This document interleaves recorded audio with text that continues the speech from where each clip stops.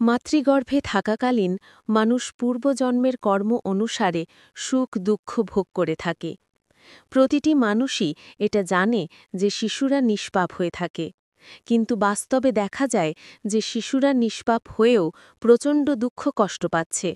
এতে বোঝা যায় যে শিশুরা নিষ্পাপ নয়। পূর্বজন্মে মানুষ শিশু অবস্থায়, যৌবনে, বার্ধক্য অবস্থায় যেই রকম শুভ ও অশুভ কর্ম করেছিল তাকে সেইরূপ ফল ভোগ করতে হয়। অতএব যুবক বৃদ্ধ সব পাপী আর শিশুরা নিষ্পাপ এটা নয়। শিশু অবস্থায় খুব কষ্ট পাচ্ছে তো এটা বুঝতে হবে সেই শিশু পূর্বজন্মের কর্মফল ভোগ করছে। কেউ যদি বর্তমান জন্মে পাপ কাজ করছে তো সেই কর্মফল আগামী জন্মে ভোগ করতে হবে। পরমেশ্বর ভগবান শ্রীকৃষ্ণ বলেছেন তার শরণাগত হলে মানুষ সমস্ত পাপ থেকে মুক্তি লাভ করতে পারে। হরে কৃষ্ণ। নমস্কার।